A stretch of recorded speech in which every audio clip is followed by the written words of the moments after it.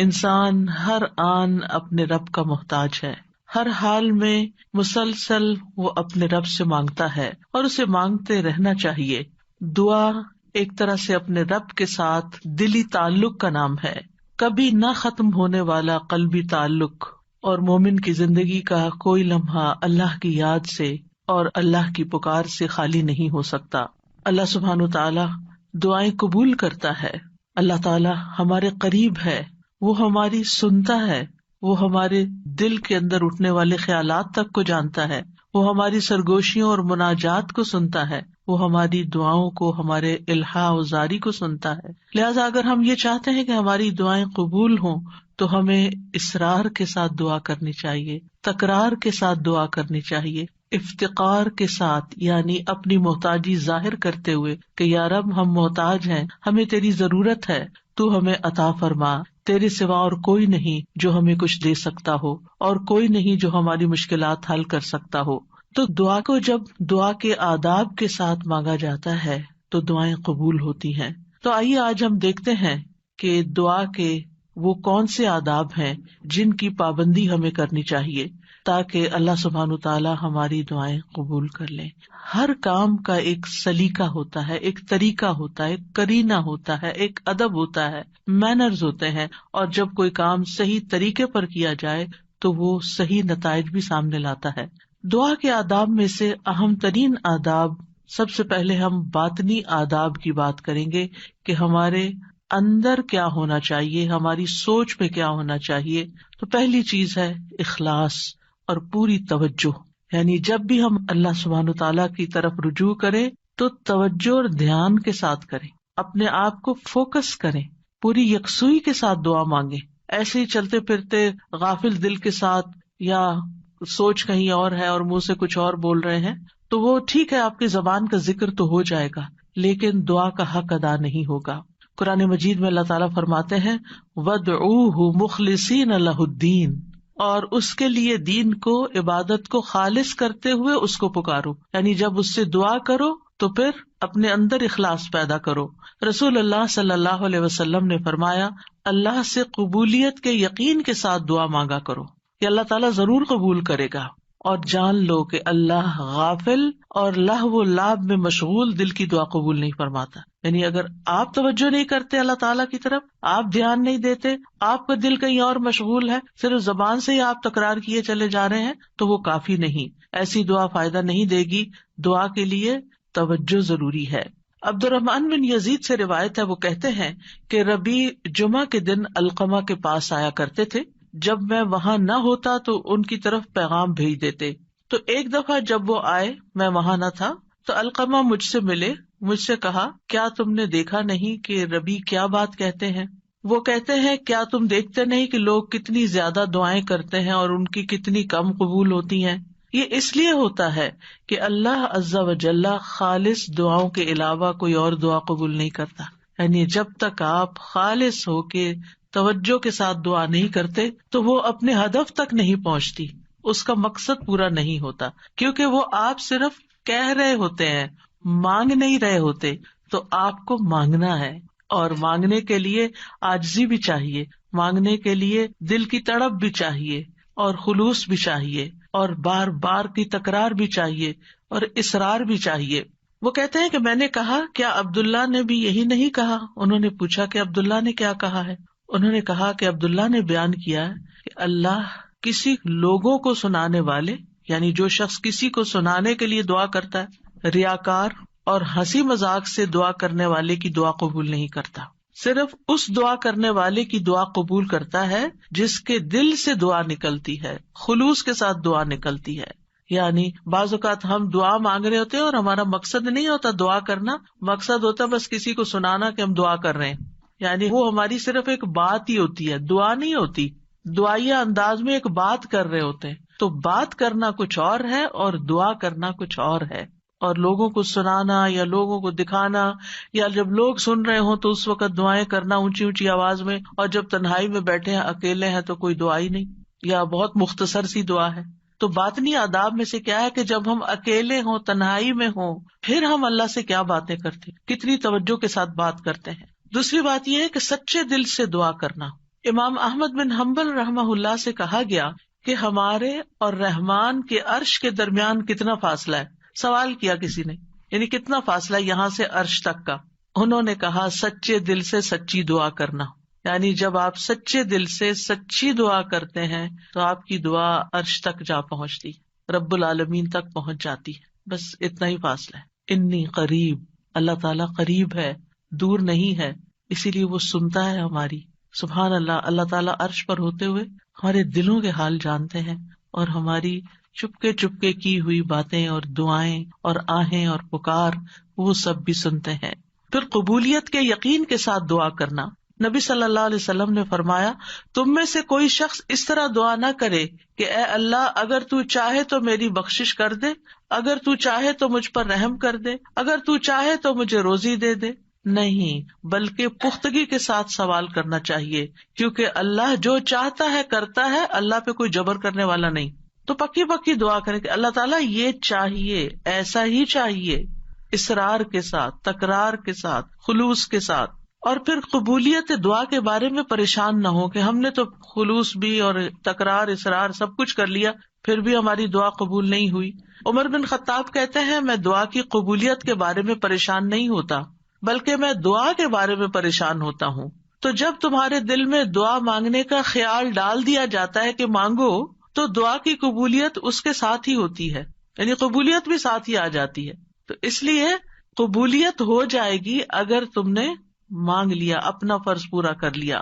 پھر یہ کہ خشوع و خضوع اور عاجزی کے ساتھ دعا کرنی چاہیے، یعنی دل کو حاضر کر کے اللہ سبحانہ تعالیٰ کے سامنے اپنی بندگی کا اظہار کر کے کہ میں کچھ نہیں ہوں، میں بہت کمزور انسان ہوں، میں فقیر ہوں، تو بادشاہ ہے، میرے ہاتھ میں کچھ نہیں، ہر چیز کا مالک تو ہے. جب انسان اس طرح اپنی عاجزی کو ظاہر کر کے دعا کرتا ہے تو بھی دعا قبول ہوتی ہے. ابو موسیٰ اشعری کہتے ہیں، ہم ایک سفر میں رسول اللہ صلی اللہ علیہ وسلم کے ساتھ تھے. جب ہم کسی وادی میں اترتے تو لا الہ الا اللہ اور اللہ اکبر کہتے اور ہماری آواز بلند ہو جاتی تو نبی صلی اللہ علیہ وسلم نے فرمایا، اے لوگو اپنی جانوں پر رحم کرو، کیونکہ تم کسی بہرے یا غائب کو نہیں پکار رہے، وہ تو تمہارے ساتھ ہی ہے.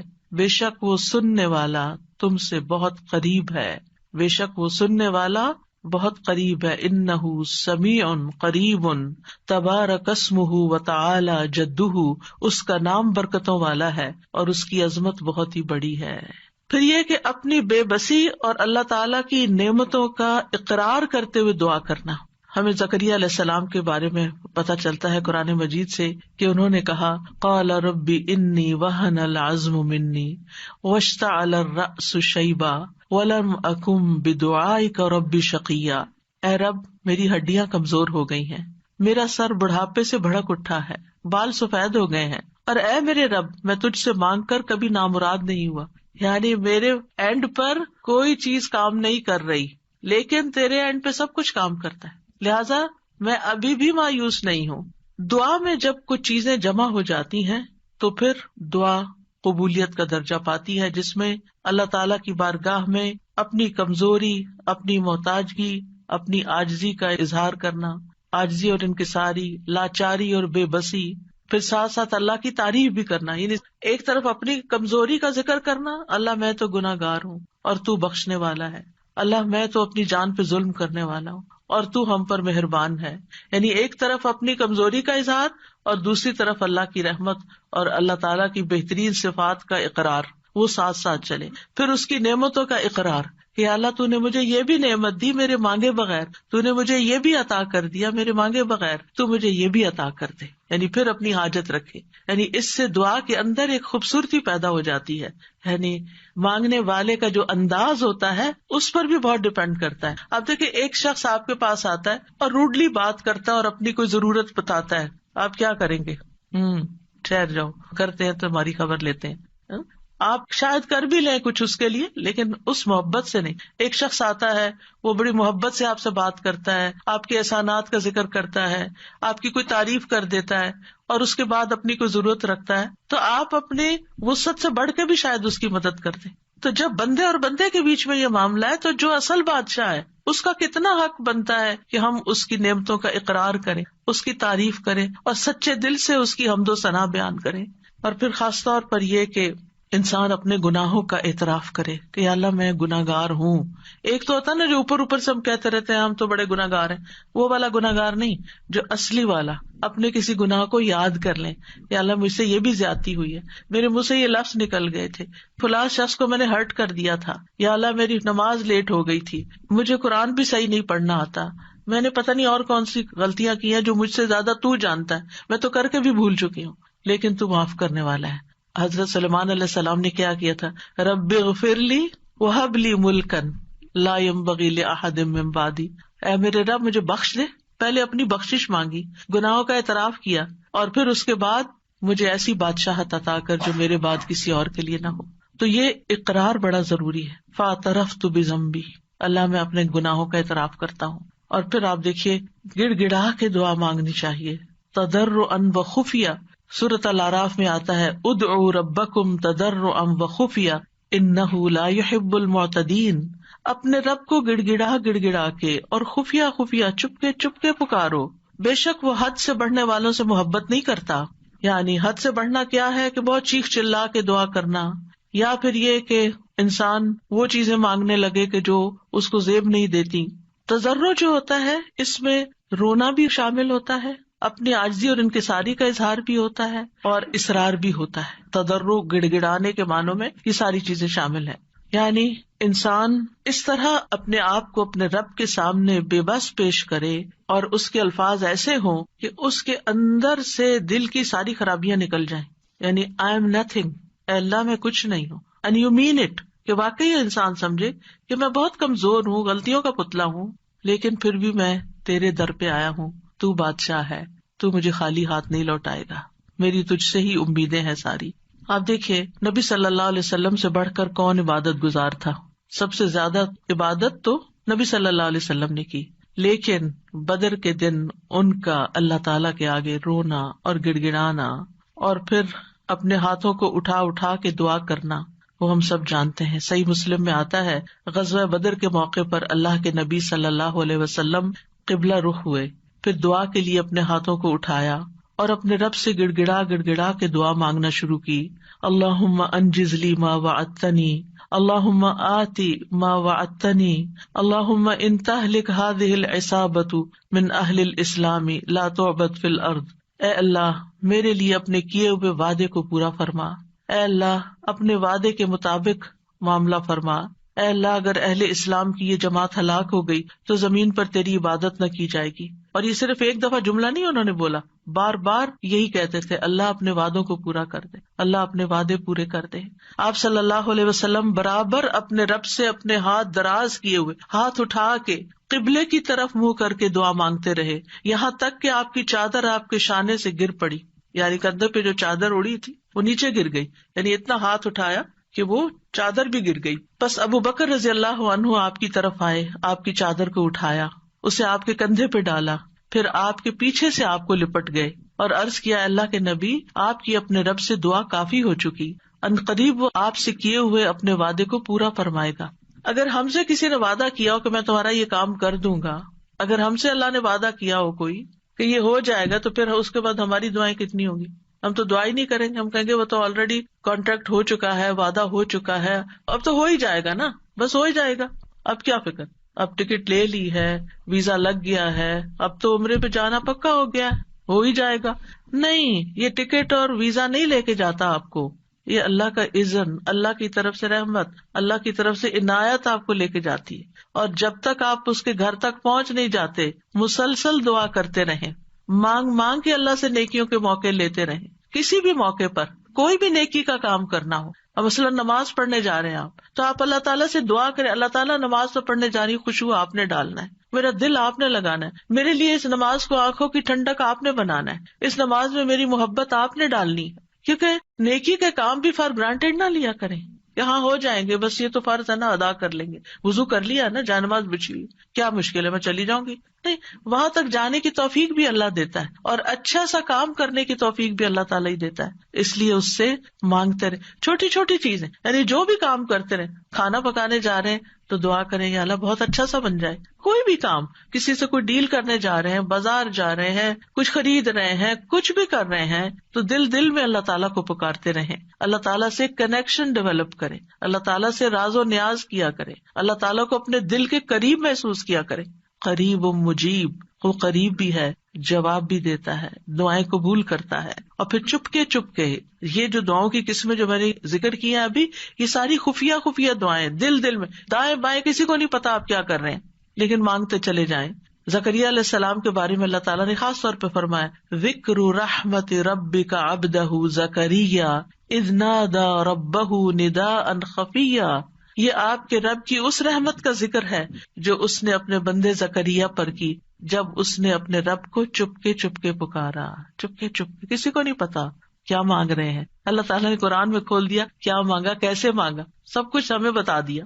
وہ اپنے رب کو بتا رہے تھے. تو انسان کو چاہیے کہ پوشیدہ دعائیں بھی کرے، کیونکہ اللہ تعالیٰ کو یہ پسند ہے.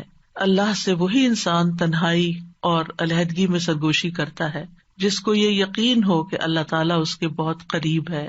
حسن بن ابی حسن کہتے ہیں کہ ہم نے اپنے زمانے میں ایسے لوگ پائے جو اپنے نیک اعمال میں سے جس عمل کو مخفی رکھنے پر قدرت رکھتے اس کو اتنا مخفی رکھتے کہ کسی کو پتہ نہیں چلتا تھا. چھپا کے عمل کیا کرتے تھے، اور دعا بھی اس میں سے ایک ہے. یعنی آپ دعا کریں چپ کے چھپا کے، صرف اپنے رب کے ساتھ شیئر کریں. آپ دیکھیں آپ اپنے سیکریٹس کس کے ساتھ شیئر کرتے ہیں؟ جس سے آپ کو سب سے زیادہ محبت ہوتی ہے، جو آپ کے سب سے زیادہ قریب ہوتا ہے، صرف فزیکلی نہیں، جو آپ کے دل کے قریب ہوتا ہے. تو اللہ سے بڑھ کر ہمارے دل کے قریب کون ہو سکتا ہے؟ اور اللہ سے بڑھ کر ہمیں محبت کس سے ہونی چاہیے؟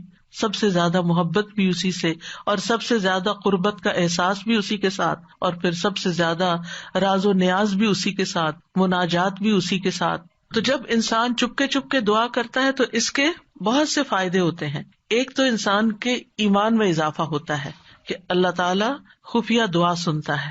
دوسرا یہ ہے کہ اللہ سبحانہ وتعالیٰ رب کائنات ہے، بادشاہ ہے.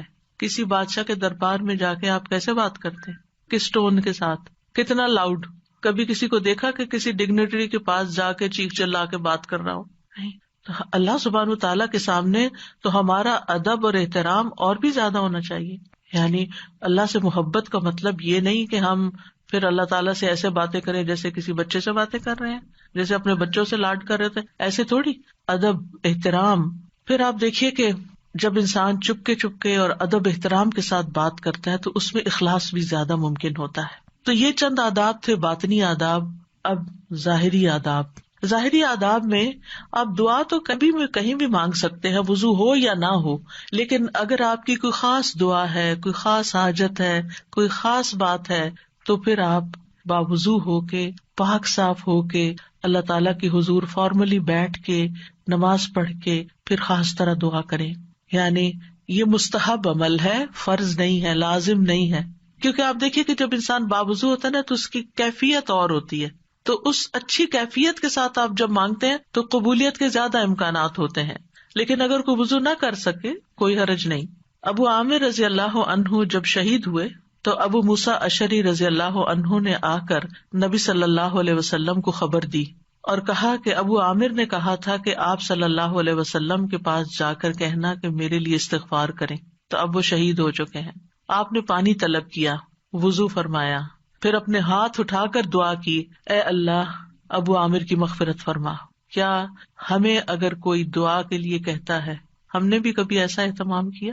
پھر ہم اپنی اور رسول اللہ صلی اللہ علیہ وسلم کی امت کے لیے جو خیر خواہی ہے اس کا فرق دیکھ لیں کہ کوئی اگر ہمیں کہتا ہے کہ ہمارے لیے دعا کر دیں تو ہم اس کو الٹا بوجھ سمجھ لیتے ہیں. اور اس حدیث سے یہ بھی پتہ چلتا ہے کہ کسی کو اپنی بخشش کی دعا کے لیے کہنے میں کوئی حرج نہیں، اور خاص طور پر اپنے قریبی دوستوں اور اپنے بچوں کو یہ وصیت بھی کرنی چاہیے کہ خصوصاً مرنے کے بعد ہماری بخشش کی دعا ضرور کریں.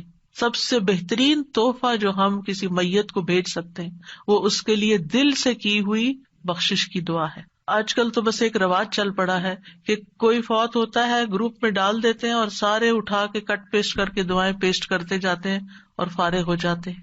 اور بیٹھ کے آرام سے سکون سے توجہ سے دعا نہیں کرتے کہ جانے والے کو اس وقت پتہ نہیں کیسی ضرورت ہوگی ہماری دعا کی. تو ہمارے خلوص کا یہ تقاضا ہے کہ ہم اپنے پیاروں کے لیے بہت اہتمام کے ساتھ دعا کریں کہ ہم دنیا میں ہوں یا نہ ہوں، اور خصوصاً جب والدین چلے جائیں دنیا سے تو وہ اور زیادہ ہماری دعاؤں کے محتاج ہو جاتے ہیں.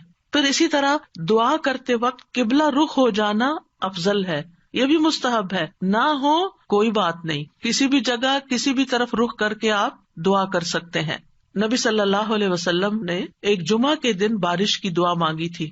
اس وقت آپ کا چہرہ مشرق کی طرف تھا، قبلے کی طرف نہیں، کیونکہ آپ جمعے کا خطبہ دے رہے تھے. تو جمعے کے خطبے میں پھر اپوزٹ ڈائریکشن پہ انسان کھڑا ہوتا ہے، تو آپ نے دیر اینڈ دین دعا مانگ لی.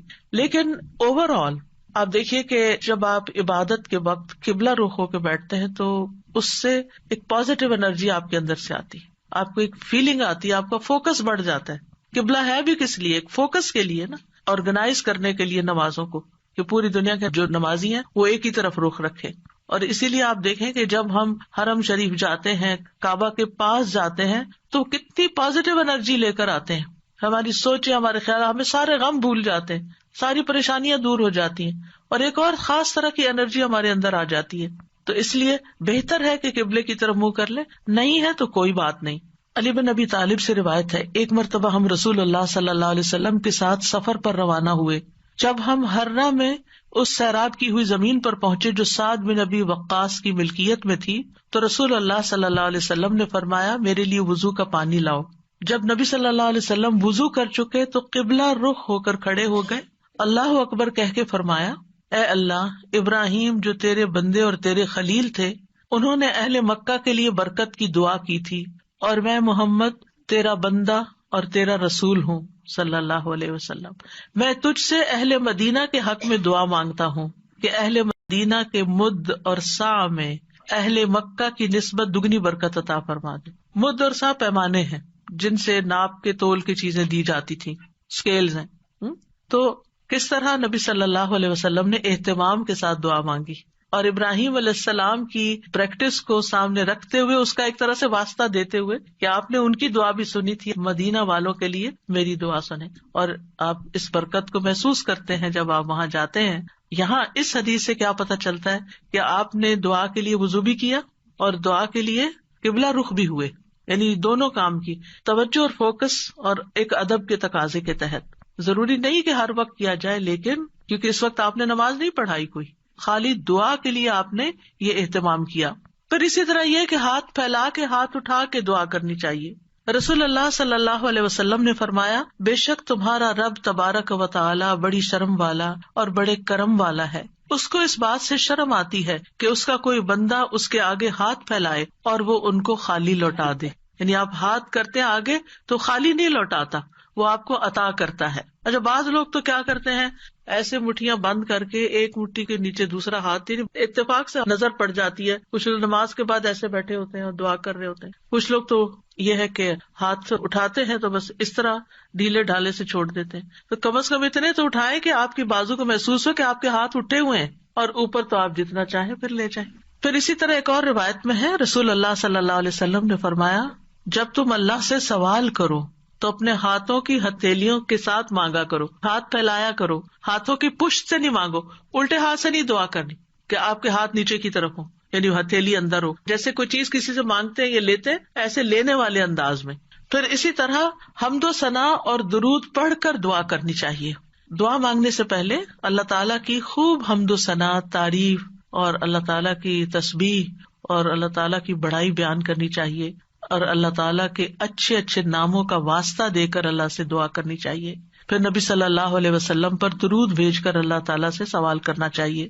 ابن مسعود کہتے ہیں، جب کوئی آدمی اللہ سے سوال کرنے کا ارادہ کرے تو پہلے وہ اللہ کی ایسی حمد و ثنا بیان کرے جو اس کے لائق ہے، پھر نبی صلی اللہ علیہ وسلم پر درود بھیجے، اس کے بعد دعا کرے.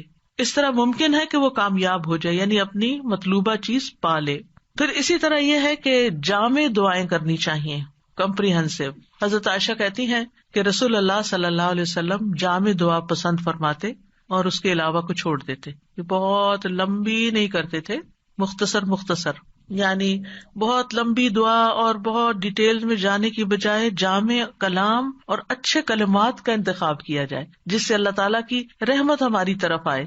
اچھے الفاظ کا جو چناؤ ہے اس کے بارے میں خطابی کہتے ہیں کہ انسان کو چاہیے کہ اپنی دعا کے لیے اور اپنے رب کی تعریف کے لیے اچھے الفاظ اور عمدہ کلمات کا انتخاب کرے، اور ان کلمات کا انتخاب کرے جن کے اندر یعنی تھوڑے لفظوں میں میننگ زیادہ ہوں. جامع کا مطلب یہی ہوتا ہے، کیونکہ یہ بندے کی مناجات ہے، یعنی بندے کی سرگوشیاں ہیں اس ہستی کے لیے جو سب سرداروں کا سردار ہے، کوئی اس جیسا نہیں، کوئی اس کے مشابہ نہیں. آپ دیکھیے کہ جب آپ کسی ایسے شخص کو کچھ نوٹ بھیجتے ہیں، چاہے وائس نوٹ ہو چاہے لکھ کر بھیجیں، جس کا آپ احترام کرتے ہوں، جس کو کوئی اہمیت دیتے ہوں، تو آپ کس طرح بات کرتے ہیں؟ کون سے الفاظ استعمال کرتے ہیں؟ سب سے اچھے الفاظ استعمال کرتے ہیں، خوبصورت انداز میں بات کرتے ہیں. اور اگر آپ کو اپنی بات پسند نہ آئے تو آپ کیا کرتے ہیں؟ میسج ڈیلیٹ کرتے، تو یہ ٹھیک نہیں ہے، دوبارہ کرتے ہیں اور ایسے انداز میں بات کرتے کہ دوسرے کو سمجھ آ جائے. تو اللہ سبحانہ تعالیٰ سے ہم اس طرح بات کریں کہ جو خوبصورت الفاظ پر مبنی ہو، الفاظ کا چناؤ بھی اچھا ہو، لیکن اس چناؤ میں تصنع نہیں ہو، آرٹیفیشلٹی نہیں ہو، تکلف نہیں ہو، یہ پسند نہیں کیا گیا. ابن عباس کہتے ہیں کہ دعا میں قافیہ بندی سے پرہیز کرنا، یعنی پوئٹری نہیں بنا لے دعا کو، کیونکہ میں نے رسول اللہ صلی اللہ علیہ وسلم اور آپ کے صحابہ کو پایا کہ وہ ہمیشہ اس سے اجتناب کرتے تھے. پھر اسی طرح دعا میں مبالغے سے پرہیز کرنا چاہیے. رسول اللہ صلی اللہ علیہ وسلم نے فرمایا ان قریب اس امت میں ایسے لوگ آئیں گے جو طہارت اور دعا میں مبالغہ کریں گے. طہارت میں مبالغہ کیا ہے کہ اب جیسے وضو کرنا ہے نا، تو اس کے لیے اتنا پانی گرانا اور دھوتے چلے جانا اور بار بار دھونا کہ ابھی صاف نہیں ہوئے، ابھی میرا خیال ہے ہم پاک نہیں ہوئے. نہیں، اس میں انسان کو اعتدال اختیار کرنا چاہیے. نبی صلی اللہ علیہ وسلم تھوڑے سے پانی سے پورا وضو کر لیا کرتے تھے. اور اسی طرح دعا میں مبالغہ آرائی جو ہے وہ بھی پسندیدہ نہیں ہے. پھر اپنے گناہوں کا اعتراف کر کے توبہ استغفار کر کے دعا کرے. نبی صلی اللہ علیہ وسلم نے فرمایا ایک بندے نے گناہ کیا اور کہا اے میرے رب میں نے گناہ کیا تو مجھے بخش دے. اس کے رب نے فرمایا کیا میرا بندہ جانتا ہے کہ اس کا کوئی رب ہے اور گناہ کی وجہ سے سزا بھی دیتا ہے؟ میں نے اپنے بندے کو بخش دیا، کیونکہ میرے بندے کا یہ یقین تھا کہ میرا رب بخشش فرمانے والا ہے، اسی لیے وہ میرے پاس آیا بخشش مانگنے کے لیے، تو میں نے اس کو بخش دیا. دعا کرنے والے کو پہلے اپنے لیے دعا کرنی چاہیے، پھر اپنے قریب والوں کے لیے، پھر دور والوں کے لیے. جیسے قرآن مجید میں آتا ہے ابراہیم علیہ السلام کی دعا ربنا اغفر لی ولوالدی وللمؤمنین یوم یقوم الحساب. اللہ مجھے بخش دے، میرے والدین کو بخش دے اور سارے مومنوں کو بخش دے قیامت کے دن. رسول اللہ صلی اللہ علیہ وسلم جب کسی کا ذکر کرتے ہوئے اس کے لیے دعا کرتے تو پہلے اپنے لیے کرتے. پھر اسی طرح تکرار اور اسراء سے دعا کرنی چاہیے. نبی صلی اللہ علیہ وسلم جب دعا کرتے تو 3 مرتبہ دعا کرتے، ہر دفعہ نہیں لیکن جو خاص خاص دعائیں ہوتی. رسول اللہ صلی اللہ علیہ وسلم نے فرمایا جو شخص 3 مرتبہ اللہ سے جنت مانگے، جنت کہتی ہے اللہم ادخلہ الجنہ. یعنی آپ جب نماز میں یا بعد میں دعا کرتے ہیں کہ اللہم انی اسألک الجنہ، اللہم انی اسألک الجنہ، اللہم انی اسألک الجنہ، تو جنت کہتی ہے اللہم ادخلہ الجنہ. پھر اسی طرح جو بھی ضرورت ہو اس کے لیے صرف 1 دفعہ دعا کر کے چھوڑ نہ دی جائے، بلکہ کثرت سے مانگتے رہیں. ابو درداء کہتے ہیں جو کثرت سے دروازہ کھٹکھٹاتا ہے قریب ہے اس کے لیے کھول دیا جائے، جو کثرت سے دعا مانگتا ہے قریب ہے کہ اس کی دعا قبول کر لی جائے. پھر اسی طرح پوری کوشش لگا دینی چاہیے، اللہ کی رحمت سے مایوس نہیں ہونا چاہیے. یہ نہیں کہنا چاہیے کہ 20 سال ہو گئے یہ دعا کرتے ہوئے ابھی تک قبول نہیں ہوئی. نہیں، مانگتے رہیں. ہر دعا کی قبولیت کا ایک وقت ہے. یعقوب علیہ السلام کی دعا کتنے سالوں میں جا کے قبول ہوئی، بعض کہتے ہیں 40 سال بعد، اس سے بھی زیادہ بتاتے ہیں. اسی طرح ابراہیم علیہ السلام کی جو دعا نبی صلی اللہ علیہ وسلم کے بارے میں تھی کئی ہزار سال کے بعد وہ قبول ہوئی. پھر اسی طرح باقی پیغمبروں کی بھی جو دعائیں ہیں، یعنی ہم دیکھتے ہیں دونوں طرح سے معاملات ہیں، فوری طور پر بھی اور تاخیر سے بھی، کیونکہ یہ اللہ تعالیٰ کو پتا ہے کہ ہمارے لیے کیا بہتر ہے. کیونکہ بعض اوقات اگر ہماری کوئی دعا فوری قبول ہو جائے تو ہو سکتا ہے کہ وہ ہمارے لیے نقصان دہ ہو جائے. پھر حلال روزی کا اہتمام کرنا. نبی صلی اللہ علیہ وسلم نے ایک شخص کا ذکر کیا جو طویل سفر کرتا ہے، پریشان ہے اور اس کے بال خاک آلود ہو رہے ہیں. وہ اپنے ہاتھ آسمان کی طرف پھیلا کر کہتا ہے اے رب اے رب، حالانکہ اس کا کھانا حرام، اس کا پینا حرام، اس کا پہننا سب حرام چیزوں سے ہے. اسے حرام ہی سے خوراک دی گئی، پھر اس کی دعا کیسے قبول ہو؟ اس کا یہ مطلب نہیں کہ اگر انسان سے اتنے گناہ ہو چکے ہیں یا وہ حرام کام کرتا رہا ہے تو اب دعا ہی نہ کرے، نہیں، پھر بھی دعا کرے اور اس غلطی کا اعتراف کر کے پھر اللہ سے مانگے تو انشاءاللہ اس کی دعا بھی قبول ہوگی۔ پھر اسی طرح جب انسان خوشحالی کی حالت میں ہو، آسودگی ہو، سب کچھ ہے، پھر بھی دعائیں مانگے کہ اللہ ان نعمتوں کو برقرار رکھنا، اور خاص طور پر آخرت کی مانگتا رہے۔ رسول اللہ صلی اللہ علیہ وسلم نے فرمایا، جو شخص چاہتا ہو کہ اللہ خوشی اور غم کے وقت اس کی دعا قبول کر لے تو اسے چاہیے کہ وہ خوشحالی اور آسودگی میں بکثرت دعا کرے۔ پھر یہ ہے کہ بد دعا نہ کی جائے، نہ اپنے لیے نہ اپنے اہل و عیال کے لیے۔ وہ آتا ہے نا کہ وَيَدْعُ الْإِنسَانُ بِالشَّرِّ دُعَاءَهُ بِالْخَيْرِ وَكَانَ الْإِنسَانُ عَجُولًا، اور انسان برائی کی اسی طرح دعا کرتا ہے جیسے وہ بھلائی کی دعا کرتا ہے، یعنی بد دعا کر لیتا ہے اپنے لیے، اور انسان بہت جلد باز ہے۔ رسول اللہ صلی اللہ علیہ وسلم نے فرمایا، اپنے اوپر بد دعا نہ کرو، نہ اپنی اولاد پر بد دعا کرو، نہ اپنے خادموں پر بد دعا کرو، نہ اپنے مال پر بد دعا کرو، کہیں ایسا نہ ہو کہ قبولیت کی گھڑی ہو جس میں اللہ تعالیٰ سے کچھ مانگا جائے اور وہ قبول کر لے، کیونکہ بعض اوقات انسان غصے میں آ کے، بعض اوقات ہرٹ ہو کے زبان سے کوئی ایسے الفاظ نکال دیتا ہے، جیسے بچوں کے بارے میں بعض اوقات غصہ آتا ہے انسان کو تو پھر بہت شدید بعض اوقات وہ پریشان کرتے ہیں، تو ایسی صورت میں زبان پہ آتے آتے بعض اوقات کچھ لفظ رک جاتے ہیں، تو اس میں ان کی ہدایت کی دعا مانگنی چاہیے۔ ایک بات یاد رکھیے کہ جب انسان اپنے پورے جذبات میں ہوتا ہے نا، چاہے وہ غصہ ہو، غم ہو، خوشی ہو، ایکسائٹمنٹ ہو، کچھ بھی ہو، اس وقت انسان بڑے دل سے دعا کرتا ہے۔ ان گھڑیوں کو کیش کرے، یا عام طور پر تم ڈھیلے ڈھیلے ٹھنڈے ٹھنڈے دعائیں مانگ رہے ہوتے ہیں نا، کوشش کر کر کے فوکس کر رہے ہوتے ہیں، لیکن جس وقت ہم سخت پریشان ہوتے ہیں یا سخت ضرورت پڑ جاتی ہے، کچھ کھو جاتا ہے، کچھ ہو جاتا ہے ایسا کہ جو ہمارے اوپر بہت گراں گزرتا ہے، تو ہم ہل جاتے ہیں۔ وہ جو ہلنا ہے نا، اس وقت آپ اپنے رب کو بہت شدت سے پکاریں، تو وہ شدت جو ہے وہ انشاءاللہ فائدہ دے گی، یعنی اپنے آپ کو ڈائیورٹ کر لیں، بجائے غصہ لوگوں پہ نکالنے کے اور غلط باتیں کرنے کے کہ جو پلٹ کے اپنے اوپر ہی آئے، کیونکہ اگر آپ کسی کو بھی بد دعا دیتے ہیں اور وہ اس کا اہل نہیں، وہ واپس آپ پر ہی آ جائے گی، تو اس لیے بہت احتیاط کی ضرورت ہے۔ تو چینلائز کر لیں اپنے غصے کو، چینلائز کر لیں اپنے غم کو، چینلائز کر لیں اپنی انتہائی ایکسائٹمنٹ کو، اس طرح پھر انسان کے اندر سے دعا نکلتی ہے، آنسو بھی آ جاتے ہیں اور انسان اللہ تعالیٰ کو اپنے قریب محسوس کرتا ہے۔ پھر اسی طرح گناہ یا قطع رحمی کی دعا نہیں کرنی چاہیے، یعنی گناہ تو یہ ہے کہ انسان کسی غلط کام کا سودا کر رہا ہے اور اس کے لیے دعا کرے اور آپ سے بھی کہے کہ آپ دعا کریں، حالانکہ وہ غلط کام کرنے چاہ رہا ہے تو اس کے لیے دعا نہیں کرنی چاہیے۔ دوسرا یہ ہے کہ قطع رحمی نہ ہو۔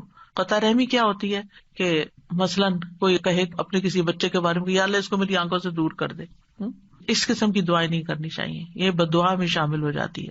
اور جلد بازی نہیں کرنی چاہیے کہ بس فوراً ابھی قبول ہو، نہیں تو میں تو آئندہ دعا نہیں کروں گی۔ اب آپ دیکھیے کہ دعا کے معاملے میں ایک اور چیز بھی ہے، اور وہ ہے دعا میں وسیلہ اختیار کرنا۔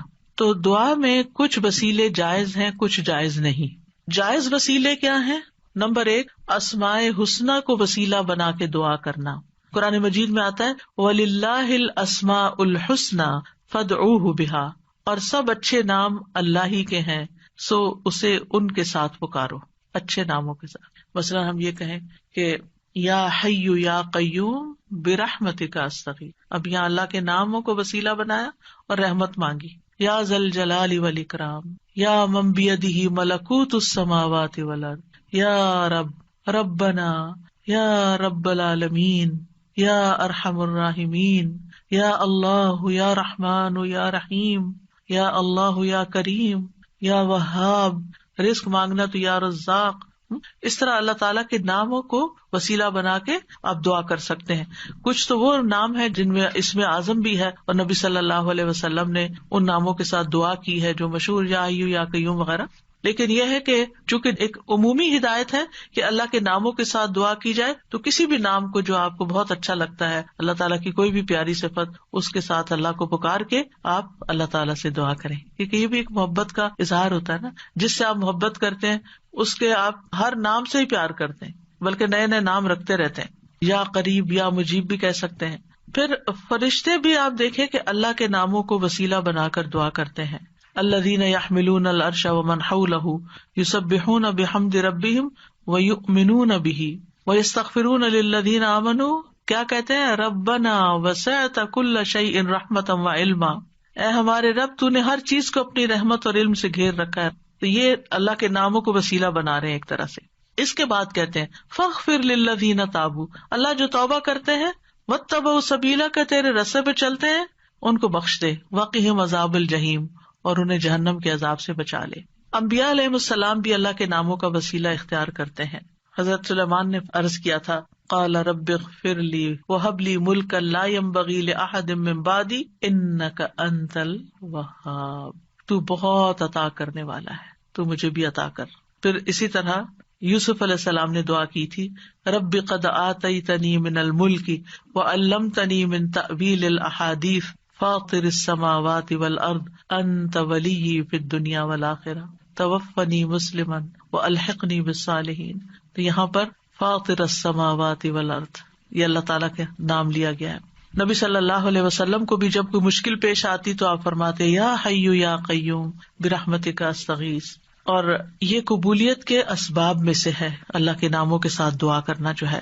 رسول اللہ صلی اللہ علیہ وسلم مسجد میں داخل ہوئے تو دیکھا گیا کہ ایک شخص نے اپنی نماز پوری کر لی اور تشہد میں بیٹھا ہے اور کہہ رہا ہے اللہم انی اسألک یا اللہ الاحد الصمد الذی لم یلد ولم یولد ولم یکن لہ کفوا احد ان تغفر لی ذنوبی انک انت الغفور الرحیم. آپ صلی اللہ علیہ وسلم نے 3 بار فرمایا اس کو بخش دیا گیا ہے. یعنی اس دعا کے ساتھ آپ دیکھیں کہ اس میں اخلاص بھی ہے نا. یا اللہ الاحد الصمد الذی لم یلد ولم یولد ولم یکن لہ کفوا احد، یہ سورۃ اخلاص کا حصہ ہے. ان تغفر لی ذنوبی، میں توحید خالص کا اقرار کر کے اپنے گناہوں کی معافی مانگتا ہوں. پھر یا ذی الجلال والاکرام کو لازم پکڑ لینا چاہیے. نبی صلی اللہ علیہ وسلم نے فرمایا ان ناموں کے ساتھ چمٹے رہو، یعنی روزانہ ان ناموں کے ساتھ اللہ تعالیٰ سے دعا کرنی چاہیے. پھر یہ کہ ادب کے ساتھ اس کی صفت بیان کرتے ہوئے دعا کرنی چاہیے. پھر رب کے وسیلے سے دعا کرنی چاہیے.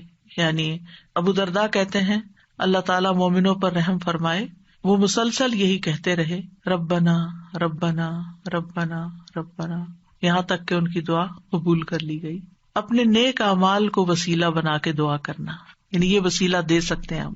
اور اس کی دلیل وہ غار والے ہیں جو غار میں پھنس گئے تھے 3 لوگ، انہوں نے اپنے اپنے نیک عمل کو وسیلہ بنا کر دعا کی تو غار کے دروازے یا دھانے سے بھاری پتھر ہٹ گیا جو 3 لوگ مل کے بھی ہٹا نہیں پا رہے تھے. پھر اپنے ایمان لانے کو وسیلہ بنا سکتے ہیں. الذین یقولون ربنا اننا آمنا فاغفر لنا ذنوبنا وقنا عذاب النار، جو لوگ کہتے ہیں اے ہمارے رب بے شک ہم ایمان لے آئے تو ہمارے لیے ہمارے گناہوں کو بخش دے، یعنی ہمارے ایمان کی وجہ سے ہمارے گناہوں کو بخش دے اور ہمیں آگ کے عذاب سے بچا لے.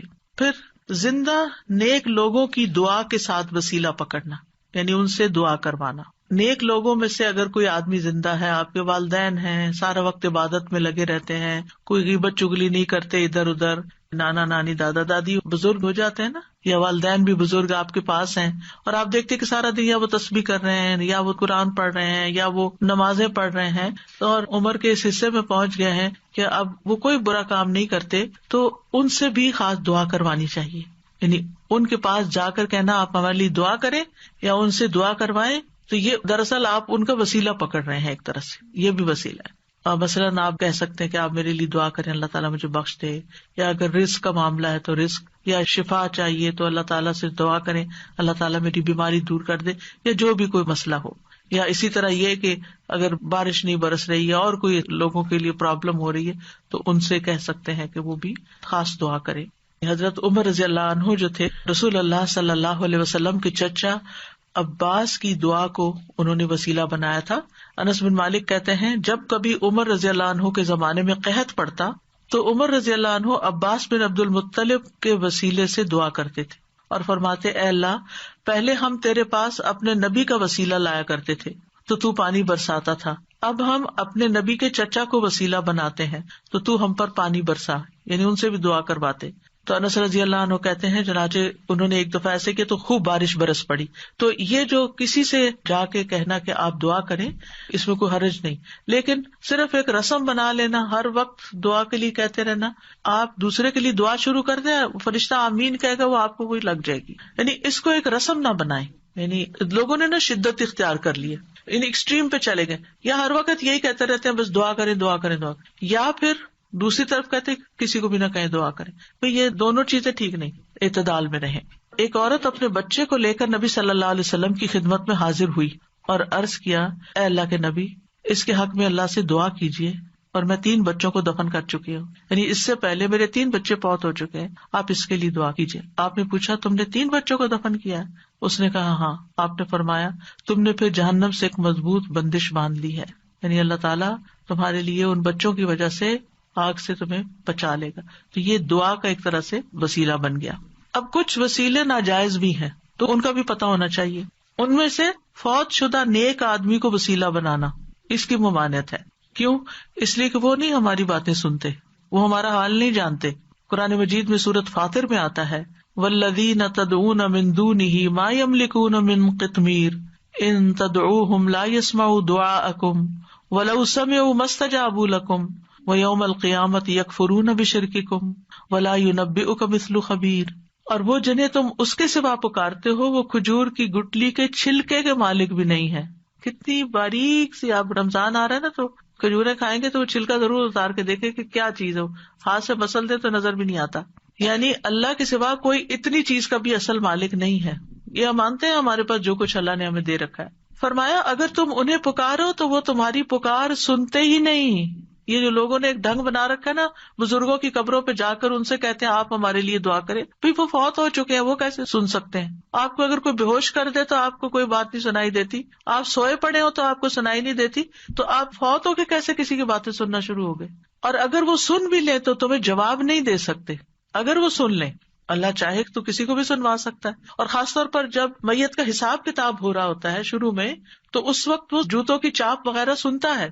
اگر اس وقت کوئی کہے کہ اس وقت میں اس نیک انسان سے کہتا ہوں اور یہ سن رہا ہے کیونکہ جوتوں کی چاپ سن رہا ہے تو میری بات بھی سن لے گا، مستجابوا لکم، وہ تمہیں جواب نہیں دے سکتے، تمہارے لیے کچھ کر نہیں سکتے. اس وقت ان کو اپنی پڑی ہے، ان کا تو اپنا امتحان ہونے لگا ہے، وہ تمہارے لیے کہاں سے دعائیں کریں گے؟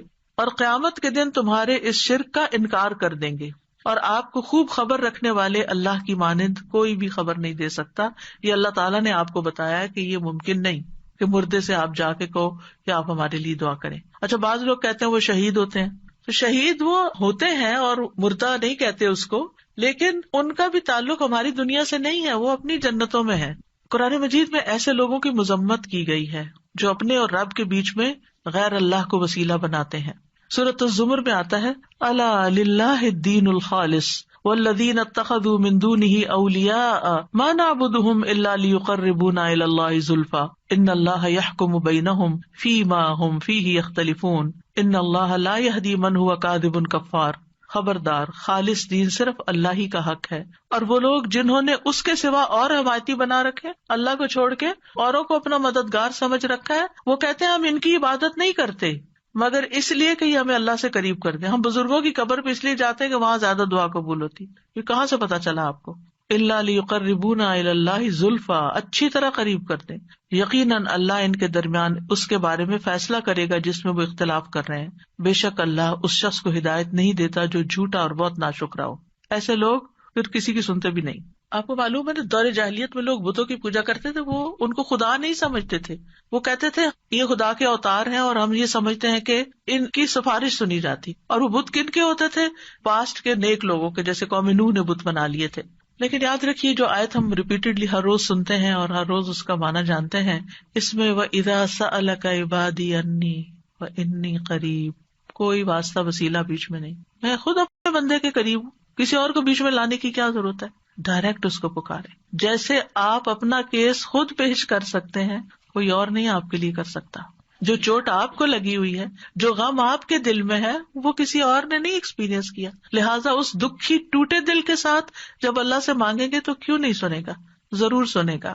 اب دعا کی قبولیت کے کچھ اوقات. اگرچہ انسان ہر وقت دعا کر سکتا ہے، لیکن کچھ ٹائم دوسرے ٹائمز کی نسبت زیادہ قبولیت والے ہوتے ہیں. جن میں سب سے پہلے آذان. حدیث میں آتا ہے آذان اور اقامت کے درمیان دعا رد نہیں کی جاتی، لیکن پہلے آپ اذان کا جواب دیں، اذان کے بعد والی دعا پڑھیں، درود شریف پڑھیں اور پھر مانگیں، قبول ہو جائے گی. پھر فرض نمازوں کے بعد، سبحان اللہ، ہر روز 5 دفعہ فرض نماز ادا کرتے ہیں، اس کے فوراً بعد دعا قبول ہوتی ہے. ابو امامہ کہتے ہیں رسول اللہ صلی اللہ علیہ وسلم سے پوچھا گیا کون سی دعا زیادہ قبول ہوتی ہے؟ آپ نے فرمایا رات کے آخری حصے میں اور فرض نمازوں کے بعد مانگی جانے والی دعا. اس میں دونوں طریقے سے آپ مانگ سکتے ہیں. ایک سلام پھیرنے سے پہلے جہاں ربی جعلنی پڑھتے ہیں وہاں بھی اپنی دعائیں مانگ سکتے ہیں، اور دوسرے سلام کے بعد بھی یاد آئے تو اس وقت بھی مانگ سکتے ہیں. پھر دوران سجدہ رسول اللہ صلی اللہ علیہ وسلم نے فرمایا جہاں تک سجدے کا تعلق ہے تو اس میں خوب دعا کرو، یہ دعا اس لائق ہے کہ تمہارے حق میں قبول کی جائے. اور سجدے کی حالت میں انسان اللہ کے بہت قریب ہوتا ہے تو اس وقت خوب دعا کرنی چاہیے. کئی لوگوں کا سوال ہوتا ہے کہ کیا اس میں قرآنی دعا کر سکتے ہیں؟ جی، ایز اے دعا آپ کر رہے ہیں تو قرآن کے الفاظ بھی ہو تو پڑھ سکتے ہیں. ہاں، تلاوت نہیں کر سکتے لیکن دعا کر سکتے ہیں، مسنون دعائیں بھی کر سکتے ہیں. اپنی زبان میں نہیں باتیں کر سکتے وہاں، اللہ یہ کہ آپ نماز کے بعد کسی وقت دل چاہے اور آپ سجدے میں پڑھ کے اپنے دل کی باتیں کریں.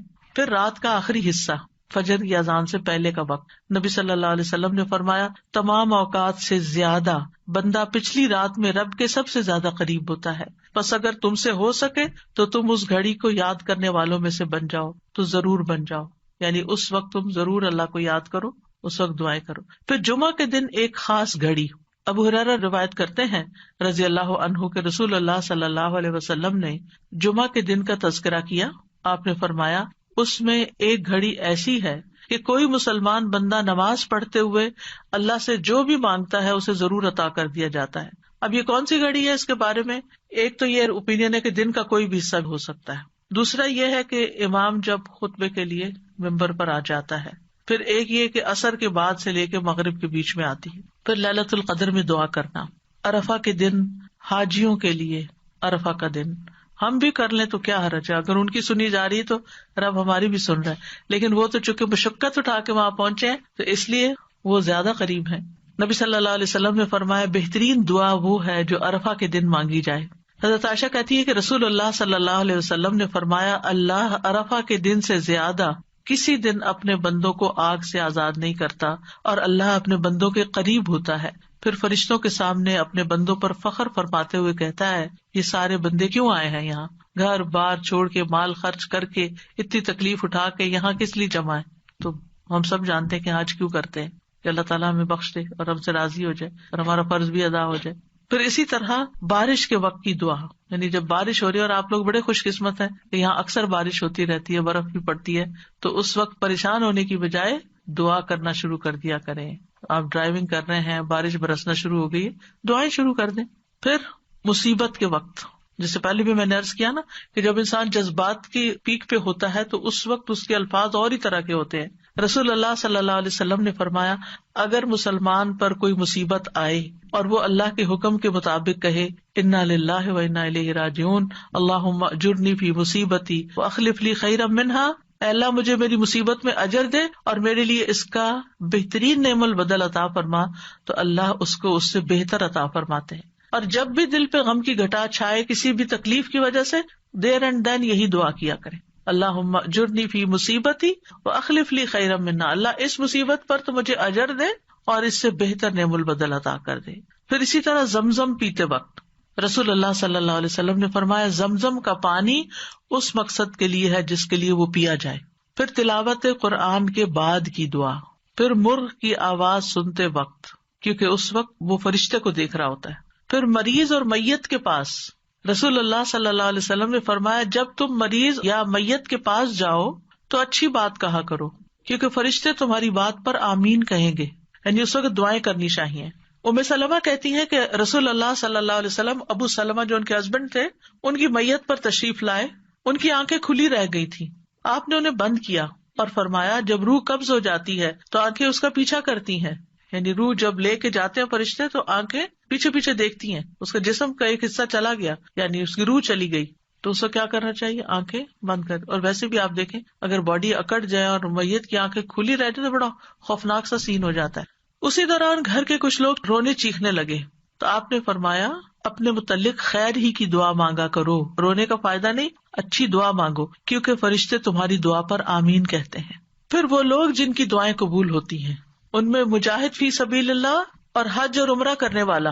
رسول اللہ صلی اللہ علیہ وسلم نے فرمایا، اللہ کے راستے میں غازی اور حج کرنے والے اور عمرہ کرنے والے اللہ کے وفد ہیں، ڈیلیگیشنز ہیں اللہ کی طرف جانے والے۔ اللہ نے انہیں بلایا تو انہوں نے اس دعوت کو قبول کر لیا، اور پھر انہوں نے اللہ سے مانگا تو اللہ نے ان کو عطا کر دیا۔ پھر مظلوم، مسافر اور والد کی دعا۔ نبی صلی اللہ علیہ وسلم نے فرمایا، 3 قسم کے لوگوں کی دعائیں قبول ہوتی ہیں اور ان کی قبولیت میں کوئی شک و شبہ نہیں۔ نمبر 1، مظلوم کی دعا، اس میں مثال ہے نوح علیہ السلام کی۔ مسافر کی دعا، اس میں مثال ہے موسیٰ علیہ السلام کی۔ اور والد کی اپنی اولاد کے لیے دعا، ابراہیم علیہ السلام کی۔ اسی طرح اولاد جو اپنے والدین کے لیے دعا کرتی ہے۔ نبی صلی اللہ علیہ وسلم نے فرمایا، جنت میں آدمی کا درجہ بلند کر دیا جاتا ہے تو وہ کہتا ہے کہ یہ کیسے ہوا؟ کہا جاتا ہے تمہاری اولاد کے تمہارے حق میں استغفار کے سبب، تمہاری اولاد تمہارے لیے دعائیں کر رہی تھی، اس لیے تمہیں اپ گریڈ کر دیا گیا۔ پھر اسی طرح کسی کی غیر موجودگی میں اس کے لیے دعا کرنا، یعنی منہ پہ تو لوگ دعائیں دے ہی دیتے ہیں، لیکن جب آپ سامنے ہی نہیں ہے، آپ کو خبر ہی نہیں ہے، تو آپ کے لیے کوئی دعا کر رہا ہے، وہ بہت ویلیوبل دعا ہے۔ پھر روزے دار کی دعا، جب تک کہ وہ افطار نہ کر لے۔ پھر اللہ کا کثرت سے ذکر کرنے والا اور عادل حکمران۔ پھر وضو اور اللہ کا ذکر کر کے سونے والا، اس کی دعا۔ وہ شخص جو رات کو آنکھ کھلنے پر یہ دعا پڑھے، اس کے کارڈ بھی چھپے ہوئے ہیں، لا الہ الا اللہ وحدہ لا شریک لہ لہ الملک ولہ الحمد وہو علی کل شیء قدیر، الحمد للہ وسبحان اللہ ولا الہ الا اللہ واللہ اکبر ولا حول ولا قوۃ الا باللہ، ثم قال، پھر کہے اللہم اغفر لی، اے اللہ مجھے بخش دے۔ یا پھر کوئی اور دعا مانگے تو وہ بھی قبول ہوگی۔ پھر اگر وہ وضو کرے اور نماز پڑھے تو اس کی نماز قبول ہو جائے گی۔ پھر وہ لوگ ہیں جن کی دعا قبول نہیں ہوتی۔ قرآن مجید میں آتا ہے، فادعوا وما دعاء الکافرین الا فی ضلال، فادعوا، تم دعا کرو، اور کافروں کی دعا تو اکارت ہی ہے، کیونکہ وہ اللہ سے تھوڑی مانگتے ہیں، کوئی جیزس سے مانگ رہا ہے اور کوئی بتوں سے مانگ رہا ہے اور کوئی کسی سے۔ اللہ کے لیے تو مخلص ہو کے اخلاص کے ساتھ دعا کرتے ہی نہیں ہے، اور اخلاص والی دعا کیا ہے؟ جو ہر شرک سے پاک ہو۔ پھر جو لوگ نیکی کا حکم نہ دیں اور برائی سے نہ روکیں، ان کی دعائیں قبول نہیں ہوتی۔ عائشہ رضی اللہ تعالیٰ عنہ کہتی ہیں، ایک مرتبہ رسول اللہ صلی اللہ علیہ وسلم میرے پاس تشریف لائے تو مجھے آپ کے چہرے سے محسوس ہوا کہ آپ کی طبیعت میں کچھ گھٹن ہے۔ آپ نے وضو کیا اور کوئی بات کیے بغیر واپس چلے گئے۔ میں نے حجروں سے قریب ہو کر سنا تو آپ فرما رہے تھے، اے لوگوں، بے شک اللہ عز و جل فرماتا ہے کہ نیکی کا حکم دیا کرو اور برائی سے روکا کرو، اس سے پہلے کہ تم مجھے پکارو اور میں تمہاری دعائیں قبول نہ کروں، تم مجھ سے سوال کرو اور میں تمہیں کچھ عطا نہ کروں، تم مجھ سے مانگو اور میں تمہیں نہ دوں۔ پھر اسی طرح ناسمجھ کو مال یا اختیار دینے والے کی دعا، قرآن مجید میں آتا ہے، وَلَا تُؤْتُوا السُّفَهَاءَ أَمْوَالَكُمْ، یعنی بے وقوفوں کو اپنے مال مت دو، یعنی جن میں ان کو مینج کرنے کی صلاحیت نہیں ہے، نہ تجربہ کار لوگ، ان کو نہیں دو، پیسے ضائع کر دیں گے۔ تو بہرحال یہ کچھ آداب تھے، اور اس کے ساتھ ہی یہ کہ کون سے لوگ ہیں جن کی دعائیں قبول ہوتی ہیں، کون سے اوقات ہیں، کون سی جگہ ہیں، اور آخر میں یہ کہوں گی کہ ہمیں اللہ تعالیٰ سے کثرت سے دعا کرنی چاہیے، اس سے مانگتے رہنا چاہیے، کیونکہ ہم محتاج ہیں۔ دوسروں سے کہنے کی بجائے خود اللہ تعالیٰ سے زیادہ دعائیں کریں۔ دعا میں عاجزی اور افتقار ہونا چاہیے، اصرار ہونا چاہیے، اور پھر قبولیت کے اسباب اختیار کریں، یعنی جگہیں، ٹائم، یعنی کس قسم کی مناسبت ہے اس سے۔ تو اللہ تعالیٰ سے دعا ہے کہ وہ ہمیں دعا کرنا سکھا دے اور ایسی دعائیں کرنے کی توفیق دے جو ہمارے لیے قبولیت کا باعث ہوں۔ ہم اصرار سے مانگتے اللہ تعالیٰ سے، بار بار وہی بات چیت کرتے ہیں اور ضد بھی کرتے ہیں، لیکن ہمیں نہیں پتا کہ وہ چیز ہمارے لیے صحیح ہے کہ نہیں، تو ہم مانگتے رہیں تو اللہ تعالیٰ اس کے بدلے کیا کیا دے گا۔ کل کے لیکچر میں ہم نے پڑھا تھا کہ بعض اوقات آپ اصرار کر رہے ہیں، اللہ کو پتا یہ نہیں آپ کے لیے ٹھیک، لیکن چونکہ آپ دعا کر رہے ہیں، آپ عبادت کی حالت میں، آپ کو مناجات کی لذت مل رہی ہے، آپ کے بوجھ اتر رہے ہیں، آپ کے گناہ معاف ہو رہے ہیں، یعنی بعض اوقات دعا نہیں قبول ہوتی لیکن اس کے بدلے گناہ معاف ہو جاتے ہیں، بعض اوقات کوئی آنے والی مصیبت ٹال دی جاتی ہے، تو بعض اوقات اللہ تعالیٰ اس سے بہتر کوئی اور چیز آپ کو دے دیتا ہے۔ سو مینی ویز آف قبولیت دعا۔ السلام علیکم استاذہ جی. یہ جیسے زندگی میں بہت ناراضگیاں ہیں, ہسبینڈ سے لڑائی ہو گئی ہے اور ہسبینڈ کی اچانک ڈیتھ ہو گئی, تو پہلے تو اتنا لڑی ہوئی تھی کہ چھوڑ کے چلی گئی وہ, اور پھر پیر پکڑ کے معافیاں مانگی بعد میں, تو مطلب یہ کہ بعد میں معافی وہ پتہ نہیں ہسبینڈ نے معاف کیا یا نہیں, وہ تو جا چکے تھے, وہ کہتی ہیں کیا میری معافی ہو گئی ہوگی؟ ہسبینڈ کے لیے بھی کثرت سے دعا کریں اور اپنی بخشش کے لیے بھی کریں, اللہ معاف کرنے والا ہے. اللہ تعالیٰ کو وہ بندہ جو گناہ کرنے کے بعد پلٹ آتا ہے وہ بہت پسند ہے. ایک اور جیسے جب ہم نماز پڑھ رہے ہوتے ہیں تو ایسے اللہ تعالیٰ کی بڑائی بیان کرتے ہیں, جیسے سبحان اللہ و بحمدہ عدد, تو وہ ہم درود شریف اس کے بعد پڑھیں اللہ کی بڑائی بیان کر کے. نماز کے اندر درود شریف اینڈ میں اتحیات کے بعد ہے, اس وقت ہوگا, اور اس کے بعد دعائیں ہوں گی. دعائیں رب جلنی جو پڑھتے ہیں وہ درود شریف کے بعد ہی پڑھتے ہیں نا. جی جی, یہ کہہ کے بھی پڑھ سکتے ہیں نا, یا بدیع السماوات یا حیو یا قیوم انی اسالک, یہ بھی کہہ کے اسٹارٹ بھی کر کے پڑھ سکتے ہیں. بالکل, جزاک اللہ. استاذہ جی, یہ جو کہتے ہیں نا کہ ہم اپنے والدین کے لیے دعائیں مانگتے ہیں تو ان کے جنت میں درجات اللہ تعالیٰ بلند کرتے ہیں. الحمدللہ ہم سب کی یہی ہوتا ہے کہ ہمارے ماں باپ اللہ کی رحمت سے وہاں ہو, نہ ہو تو پھر کہاں کیا ہوتا ہے, مطلب نکل آئیں گے جہاں کسی اور مشکل میں ہے تو ان کی پھر لگتی ہے. ایمان کے ساتھ تو امید ہے نا, یہی نہیں انشاءاللہ امید تو بالکل سب کو یہی ہوتی ہے کہ وہاں ہے, لیکن یہ کہ اگر کہیں اللہ نہ کرے کہ کہیں اور بھی ہیں یا ان کا حساب سخت ہو رہا ہے یا کوئی اور ایسی مسئلہ آ گیا ان کو, تو اس سے نکل آئیں گے دعاؤں کی بدولت. آپ نے دیکھا ہوگا کئی لوگ خواب میں آتے ہیں اور خواب میں آ کے کہتے ہیں ہمارے لیے دعا کرو یا ہمارے لیے صدقہ کرو, یا اپنی کوئی پریشانی بتاتے ہیں, یا آپ ان کو برے حال میں دیکھتے ہیں تو پھر آپ ان کے لیے صدقہ اور دعا وغیرہ کرتے ہیں. تو میں کہیں پڑھ رہی تھی کہ کسی کے اوپر قرض تھا اور اس نے خواب میں اپنے بیٹے کو بتایا کہ میرے پیسے فلاں جگہ رکھے ہیں, اس سے قرضہ ادا کر دو. تو یہ اللہ کی مدد ہی ہوتی ہے کہ اچھے حال میں بھی انسان دیکھتا ہے, اچھے حال میں بھی دیکھتا ہے, تو انشاءاللہ اچھے ہوں گے. لیکن یہ غیب کے معاملات ہیں جن کا ہمیں بہت کم علم دیا گیا, کوئی گارنٹی نہیں کہہ سکتا کسی کی بھی نہیں. میری امی نے جب قرآن لکھا تھا نا ترجمہ, تو انہوں نے خواب میں دیکھا تھا کہ ان کے والدین ہیں اور ان کو 2 بڑی بڑی کرسیاں اور اس کے ان پر تاج پہنایا جا رہا ہے. تو اولاد کیوں نہ نیکیاں کرے پھر, اور ایسے بچوں کو اور ایسے اولادوں کو اللہ تعالیٰ توفیق دے کہ وہ ایسے نیک کام کریں جو ان تک ہمارے بڑوں سے بڑوں تک بخشش کا وسیلہ بنے. آمین. بلکہ ایک ٹپ دوں گی, رمضان میں جو بھی صدقہ خیرات کریں اس میں ساتھ اپنے والدین کو بھی شامل کر لیں. استاد آپ نے شروع میں بتایا کہ ہم کسی کے لیے دعا مانگتے ہیں تو اس میں بس ہم ایک سرسری لفظ یوز کر دیتے ہیں, تو جب کوئی اچھا کام کرتا ہے یا بچے بھی کوئی بھی تو ہم اس وقت کہہ دیتے ہیں دعا, تو اس وقت کہہ سکتے اس طرح اٹس اوکے, یا اس وقت ہم کوئی خاص ادب کے ساتھ مانگیں؟ مطلب ادب اس وقت کیا ہوگا کہ الفاظ اچھے ہوں اور احترام ہو, یعنی ہر وقت وضو کرنا, ہر وقت قبلہ رخ ہونا, ہر وقت فارمل اس میں بیٹھ کے کرنا, یہ نہیں ممکن ہوتا. چلتے پھرتے اٹھتے بیٹھتے ہر حال میں آپ دل میں پکار سکتے ہیں. آپ نے ابھی ارشاد فرمایا کہ جب ہم ہتھیلیاں کھول کے ہتھیلیوں سے دعا مانگنی چاہیے.